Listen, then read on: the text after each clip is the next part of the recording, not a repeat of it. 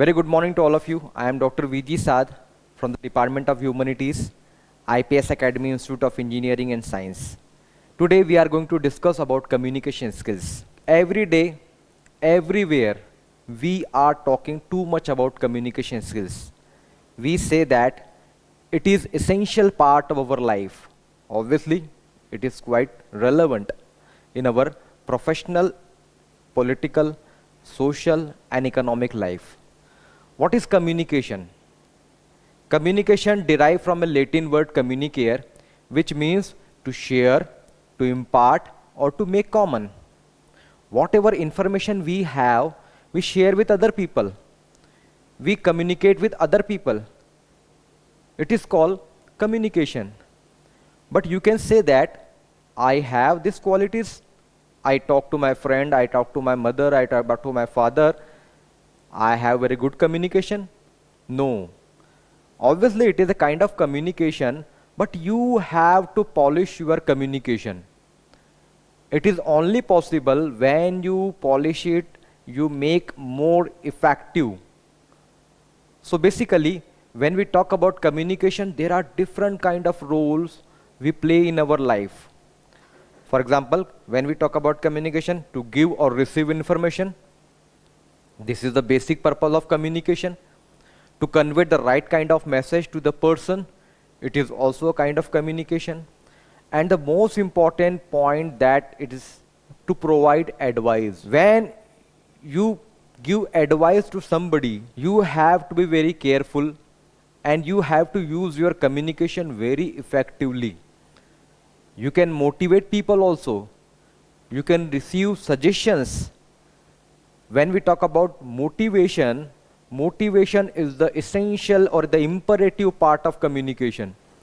You have heard several stories about motivating people. When you encourage people while your communication, you have heard stories about some mythological stories, just like stories of Hanumana, where the Jamwant encourage Hanuman that you have the power to cross this ocean. We can motivate people in the organization, in the institution, everywhere through proper communication skills. Next point is, it is essential for improving your morale. It is also connected with the motivation. When somebody is lacking morale, then you can enhance it by your fruitful words.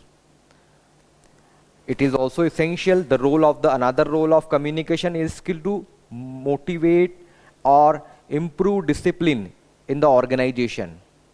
When somebody is creating problems for the others in the organization, you can maintain the discipline, you can give the instruction, you can order, you can give some kind of punishment in the form of your words. Need not to snub, but you can console them, you can convince them, you can persuade them, you can make disciplinary actions by your communication skills. So sometimes it is quite essential how you are dealing your employee. Another role of communication is to impart education and training. Everywhere, right now, just like I am using oral communication, we can use teaching methods through communication skills. We use proper trainings in the particular manner. Another role is to issue warning and notices. It is a kind of written communication we use for in our communication basically. So when we talk about this communication, people think that it is a very easy process. No, it is a very complex and complicated process. Just like I am saying something, it looks very easy, but behind my communication, it is a complicated process. when I want to communicate something to others, first thing I have to initiate my ideas, what I am going to say. That is called a message. First, I have to form a message, formulate a message with the help of proper structure, grammar, vocabulary. That is called encoding. Encoding means I have to think about the receiver also. I will have to think about the capacity and the caliber of the receiver, how he can receive it, which kind of language he will receive, what are the basic norms he can follow while receiving the message. So that's why first thing is encoding. Whenever I encode my message in a proper way, then I choose the right kind of channel or the medium for communication. Basically, we use different kind of channels, just like verbal communication, non-verbal communication. In the verbal communication, we use written communication, oral communication. In the non-verbal communication, we use the gestures, posture, facial expressions, body language, appearance. All these channels we can use it. Face-to-face communication, telephonic communication, we use it for in a proper manner. So first is encoding, second is choosing right kind of channel. Then we send the message through the channel to the receiver. Now our part is over. Encoding, choosing right kind of channel and sending the message to the receiver. Now the receiver part starts. Receiver receives the message and he decodes the message. Earlier we were encoding the message, right now receiver decodes the message. He tried to interpret it, he tried to understand it, he tried to comprehend it. If he is able to understand, he also encode the message. Now it is his turn to give the proper response or proper feedback. He now become a sender. He encode the message in his own way. He chooses the right kind of channel and give feedback to the receiver. Person, now receiver receive the message and then again decode the message and give the feedback. So the entire process is going on and on and on. The communication process is always on when you are communicating with other people. Communication is a continuous process. You can't stop it. I am not saying anything, but I am saying so many things. My body language, my posture, my gesture always says so many things. So, in the entire process, the feedback is the most important part. Without feedback, we are not able to understand the message has been properly received or not. So, you know that it is a very complicated process. Anywhere, any point of time, the message can be distorted.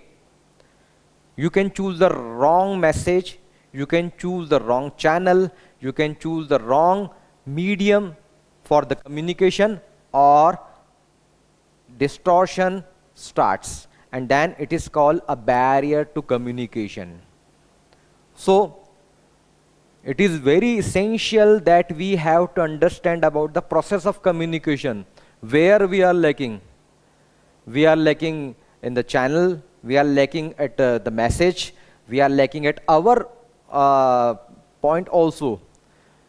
Our criteria, we have to decide what kind of communication we are using. Suppose we are talking to a person who is a deaf, so we have to use non-verbal communication, because if you are saying something, he will not be able to understand anything.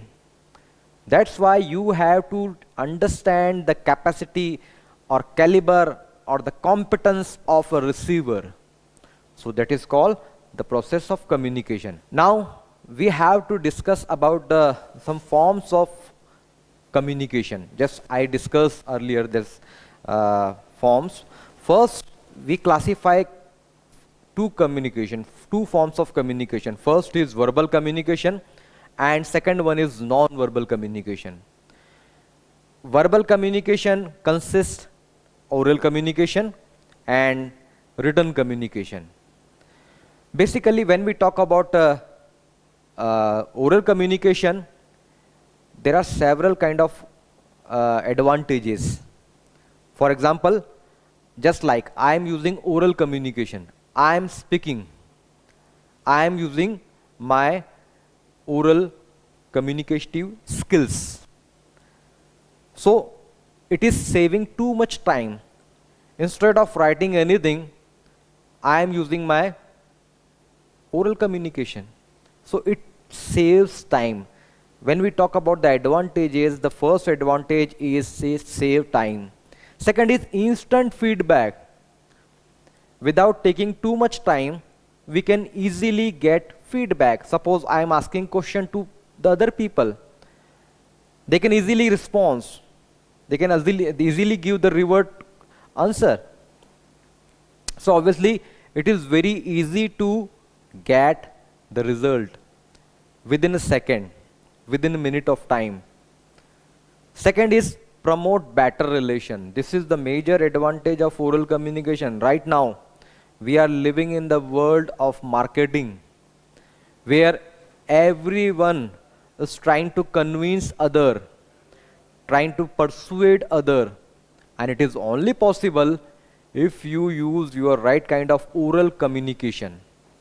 So we usually attend so many parties, we attend marriages, we organize meetings for right kind of communication skills.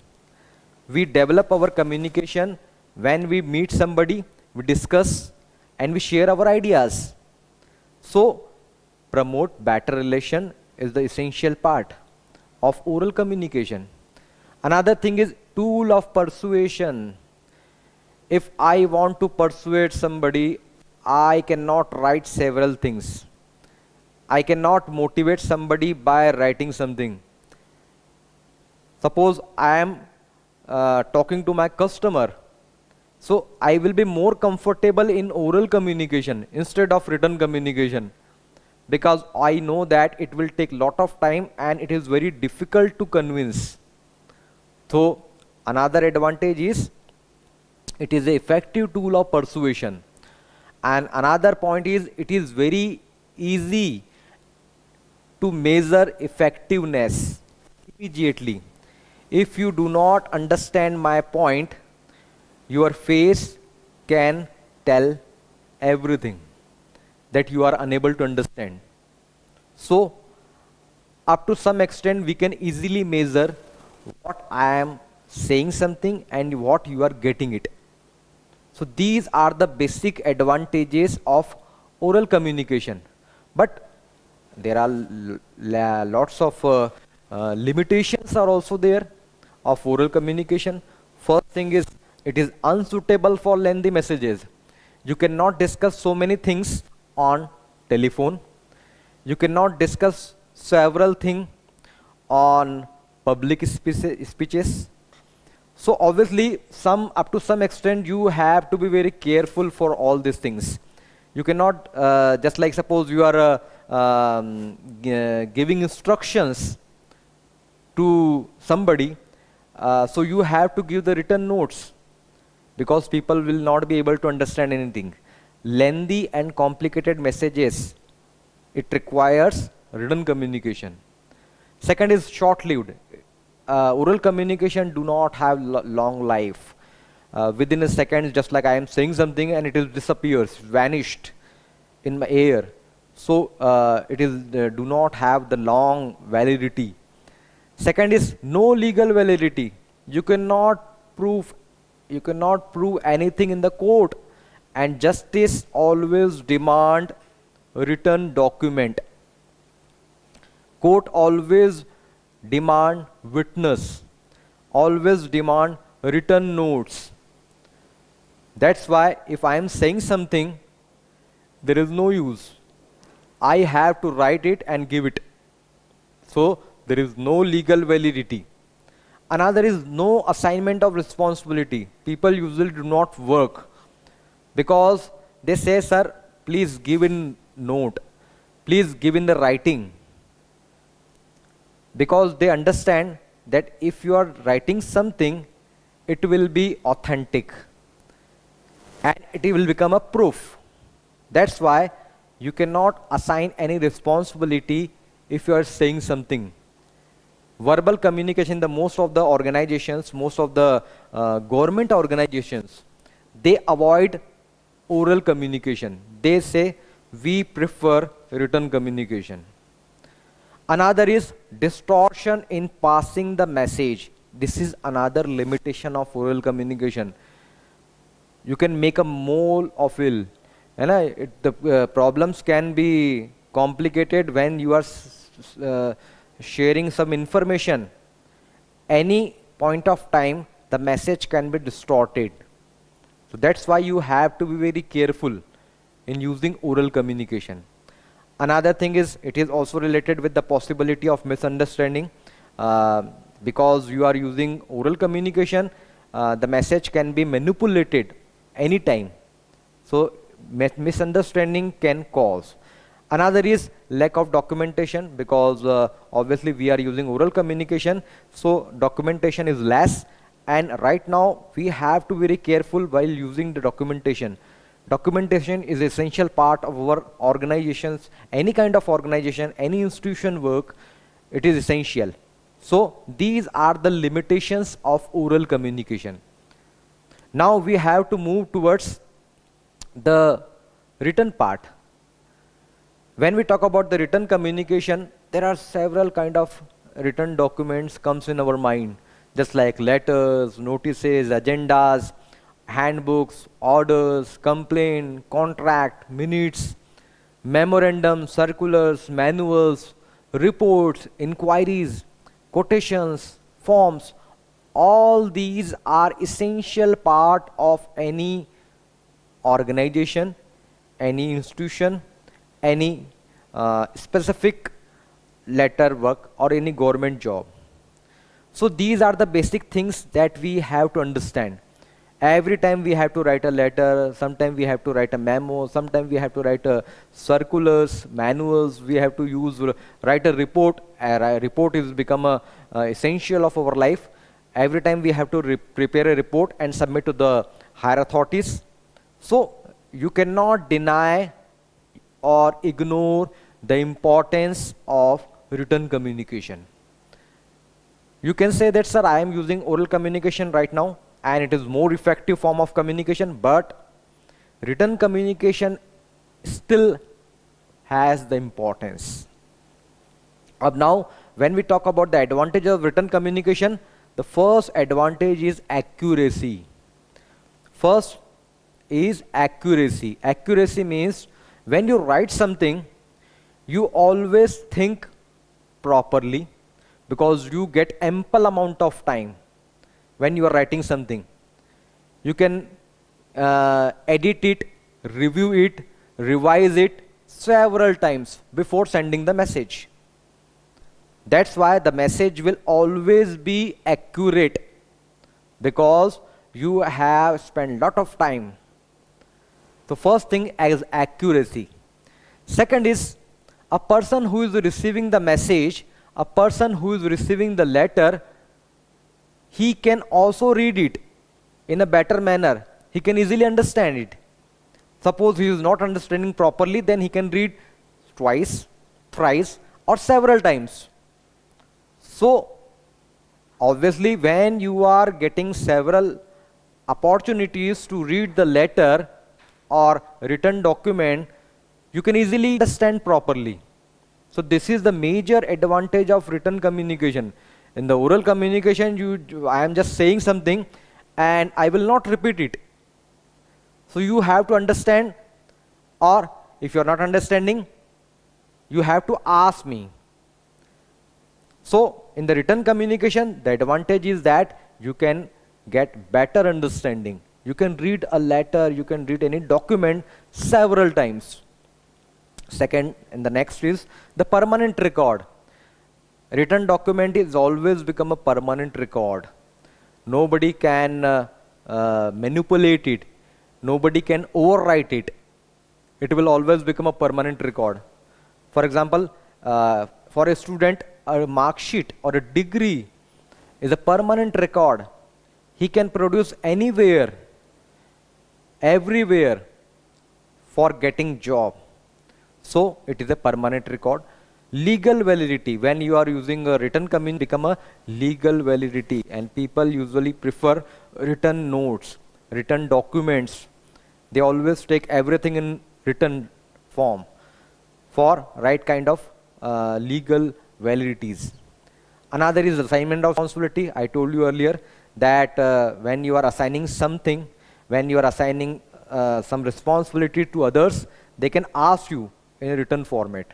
Second is why. It is obviously because you know that very well that newspaper are quite effective form of communication, and it has a wide range. People you like it while reading a newspaper. They usually prefer reading newspaper instead of watching the TV or the TV news. So it is a wide range. And it is next point is always ready reference. You can use it anywhere, anytime with the help of any document.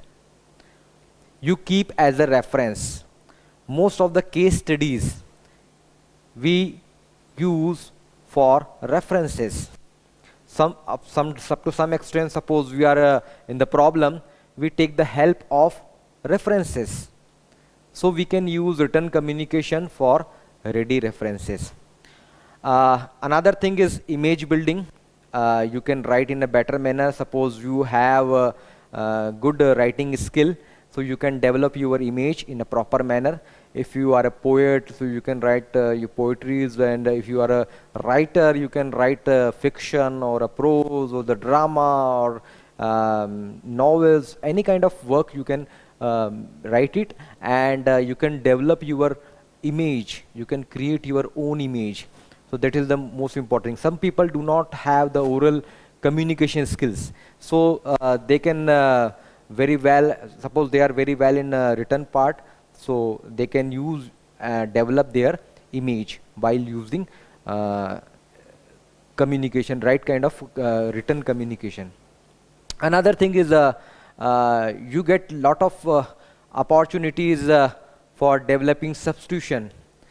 You can revise it several times, and you can use different idioms and phrase, or you can use different kind of punctuations. You can use very stylistic style. You can make your writing more flowery in communication. So that's why these are some basic advantages of written communication, but some limitations are also there. As we know that first is the lack of spontaneity. There is no continuity. Suppose my friend is in Delhi or Mumbai or Madras or wherever. So if I am writing a letter, it takes lot of time. So obviously lack of spontaneity will not be there. Again, second part, time consuming. It takes lot of time. I have to write a letter and send it to the Delhi, and if he gets the proper mail, then he also send a message to me, and of times say 6 to 8 days. And in the oral communication, we just pick up the phone and just we can make a call, and that's all. So these are some problems that we have to face right now, because we are living in the age where time is the most precious thing, and we usually avoid all kind of written part. So another point is delayed feedback.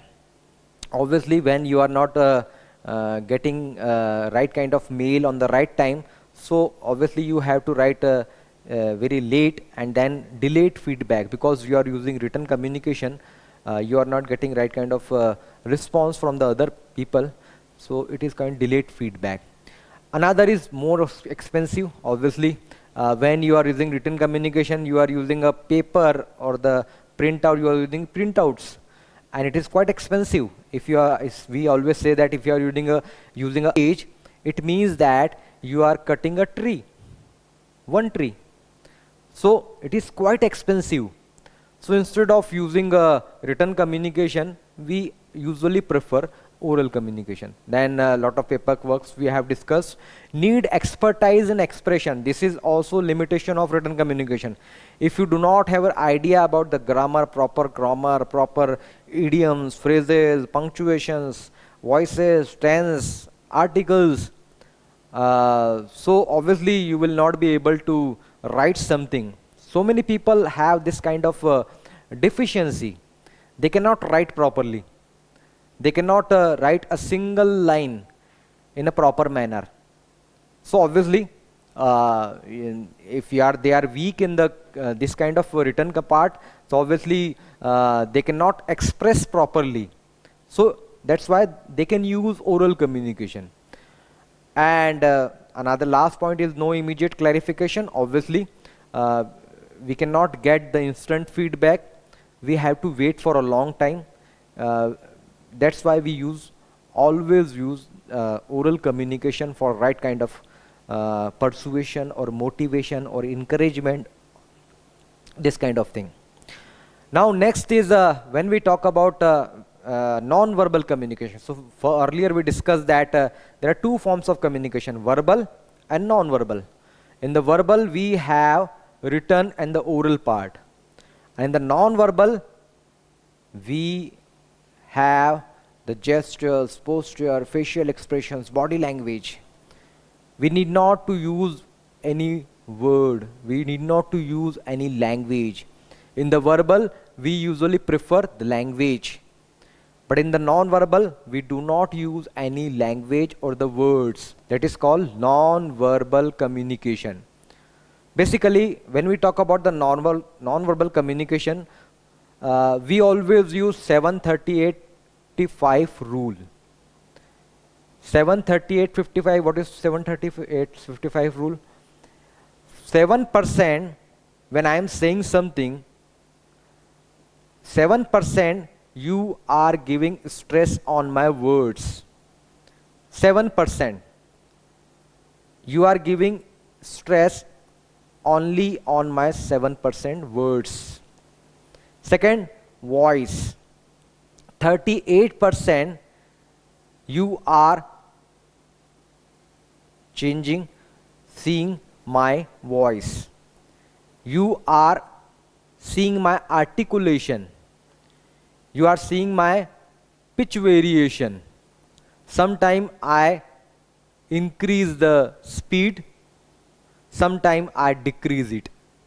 So it is called the voice. And third one is the face. Face means the body language, the remaining part. Body language. Which kind of body language I am using for communication? I am using this kind of gestures, posture, facial expressions, body language.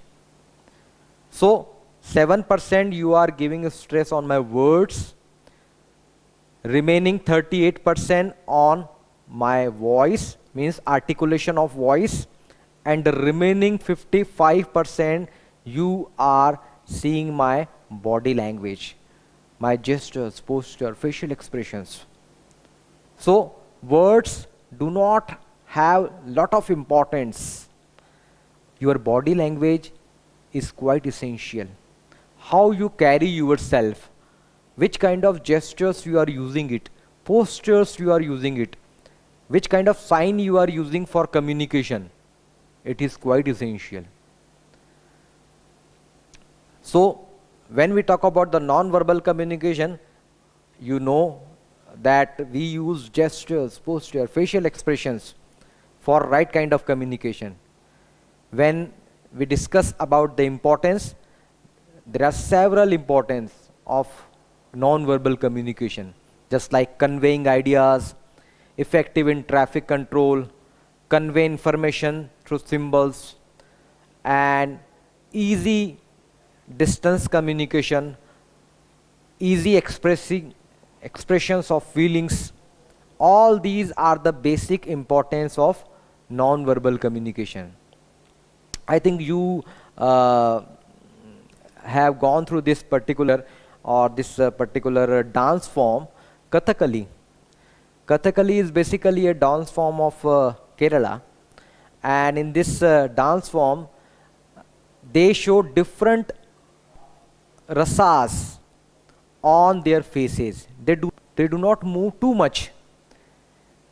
Because they use very heavy dress, and it weight around 4 to 5 kg, and it is very difficult to carry this particular dress, and you cannot move too much. That's why they use this face for communication. They, suppose you are angry, they can show their particular face, they can make particular face, or suppose they are happy, or all kind of rasas, Karun ras, Adbhut ras, Raudra ras, different kind of rasas they show only through the facial expressions. So you can communicate your facial expressions by particular forms.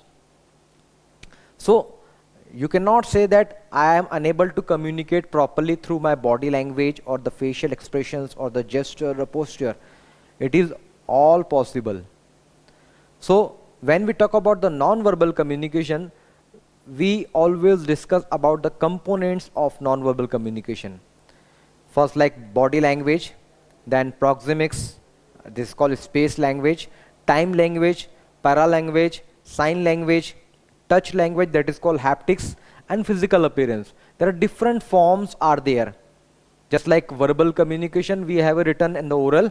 In the non-verbal, we have a proxemics, then we have a haptics, chronomics. There are different kind of forms. The one by one we will understand it. First is kinesics. Kinesics is basically a body language. I discussed earlier that just like in Kathakali we use our physical movements, just like facial expressions, eye contact, gestures, body shape, appearance, dress code, all comes under kinesics. Shrugging of shoulders, winking of eyes, or nodding of head, all these are gestures. Eye contact, body shape and posture, how I am standing, how I am sitting, all comes under posture. Appearance, how I carry myself, which kind of dress I am wearing, which kind of attire I am wearing, it also says so many things. You know very well that in USA, suppose you are going for a party, you can go in jeans and t-shirt also. But in UK, you have to wear a proper tuxedo, because there is a dress code. You cannot visit any party in a formal forms. You have to use a specific dress code.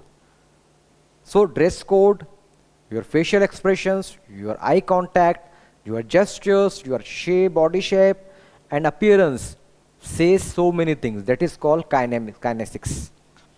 Second part is paralanguage. What is paralanguage? Paralanguage means, para means like, and language means a vehicle of communication. It is just like a language, but it is not a language. It is like a language, but it is not a language. That is called paralanguage. What is paralanguage? Voice, pitch variation, high pitch, low pitch, high pitch and low pitch, speaking speed. Sometime we can use, we can increase the speed, or sometime we can decrease the speed.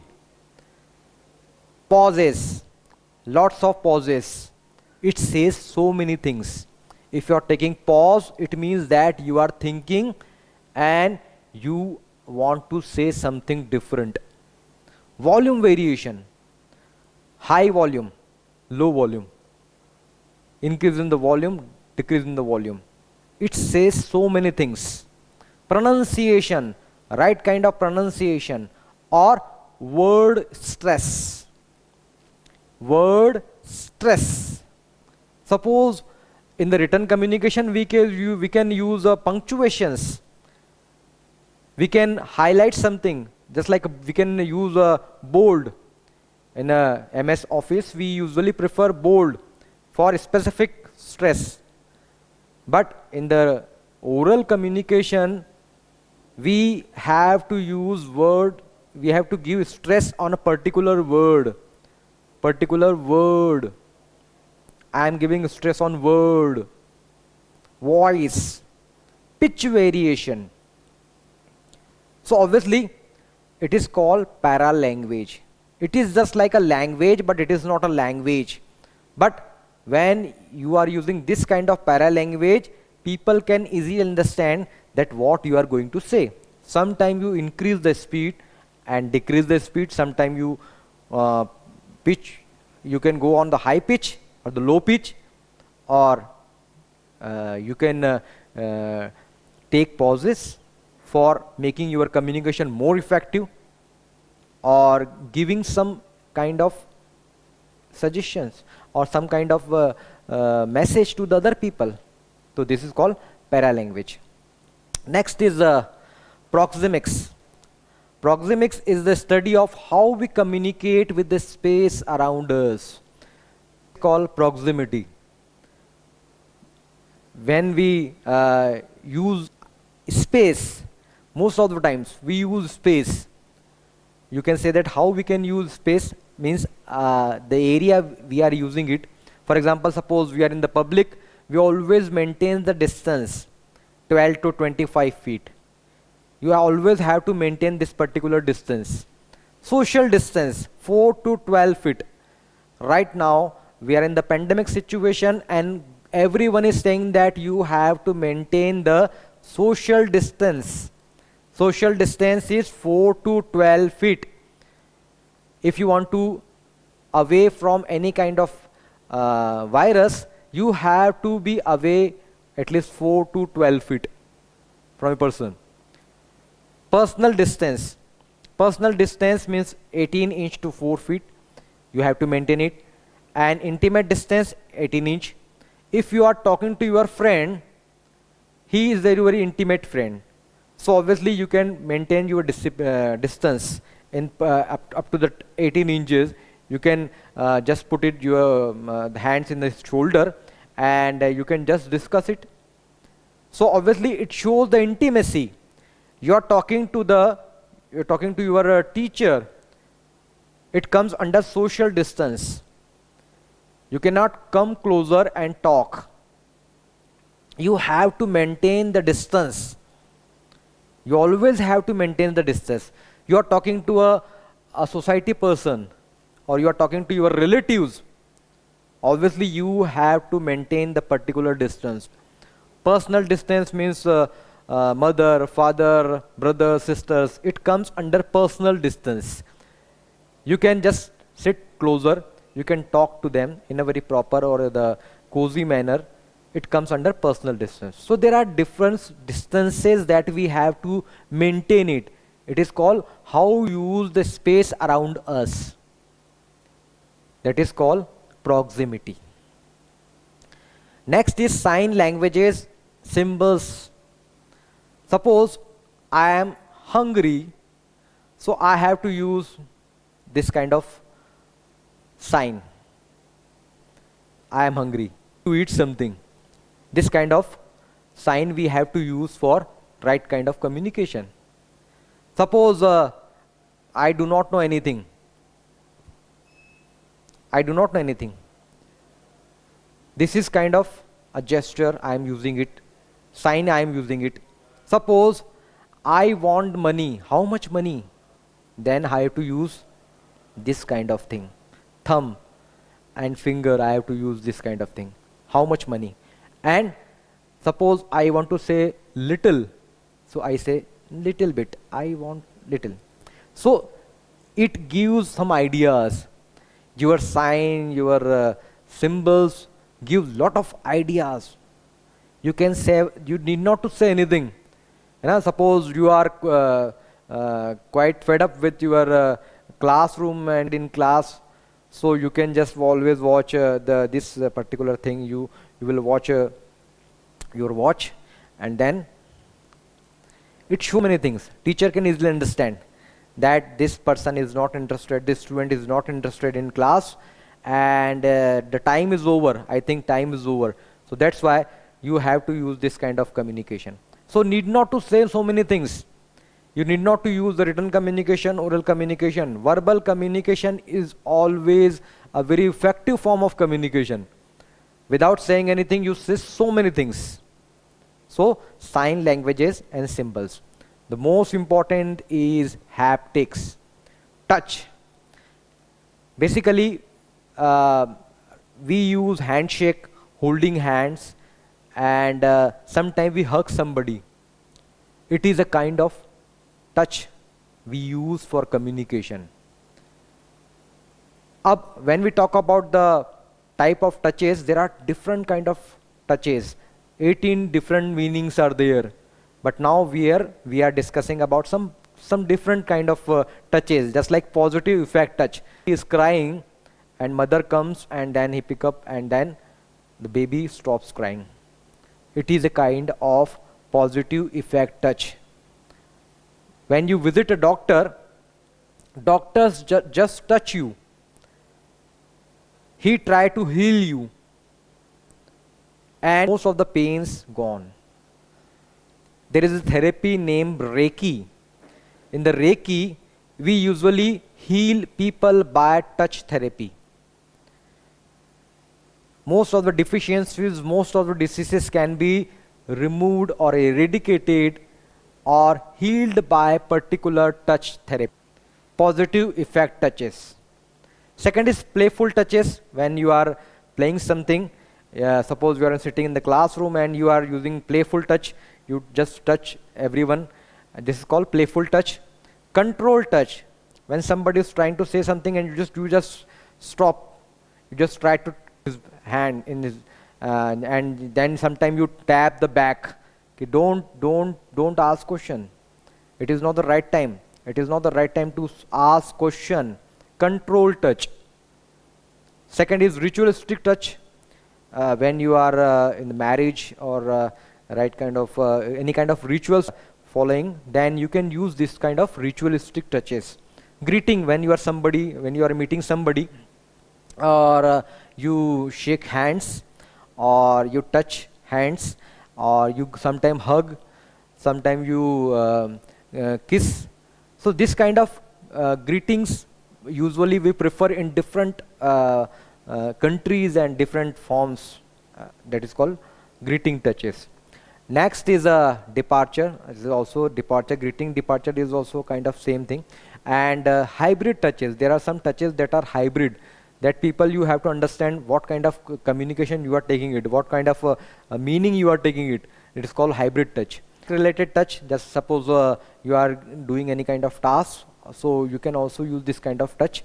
And accidental touches. There are some accidental touches also there. Accidentally you are touching somebody and then you can excuse for this thing, and they just say okay, no problem at all. So these are the basic touches that we use in haptics, that we can say in our communication we use it.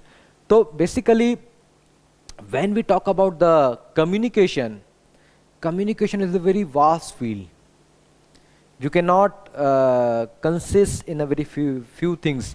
You can say that I am using very good communication, but communication is a very difficult part. There is a semantic barriers are also there. There are some psychological barriers are there. Some physical barriers are also there. You have to understand the barriers, where we are lacking, how we are unable to reach to that particular level. So that's why you have to understand props to communication. When we talk about the barriers, we have a semantic barrier. In the semantic barrier, some words do not have the meaning what we are saying. Words have multiple meanings. For example, one word run has one meaning. Which kind of run you are using it? So obviously Meaning is always in the mind, not in the words. Which kind of meaning you are taking, that is called semantic barrier. Physical barrier, psychological barrier. There are different kind of barriers we use for communication. Understand it, we have to eradicate it and then make our communication more effective. So when we talk about communication, communication is imperative in our life, imperative part of our life. You can make your life more successful, more better by using right kind of communication. You can become a leader, you can become a successful personality by using right kind of communication. So I hope that you like this lecture. I hope that you will use communication techniques or the tricks for the particular part, and you will try to polish your communication skill. You will try to polish your oratory skills. You will try to polish or enhance your written part, written communication also, because everything is important in every part. Up to some extent written communication is also important, or up to some extent oral communication is also important, and non-verbal, obviously it is also important in our life. So it is an amalgamation of verbal and the non-verbal communication. You cannot say that it is not important, it is important. Everything is important. So how we use it, how we utilize, how we make our communication verbal or the non-verbal, it depends on you. So that's all for me. I hope that you will understand it. Thank you very much.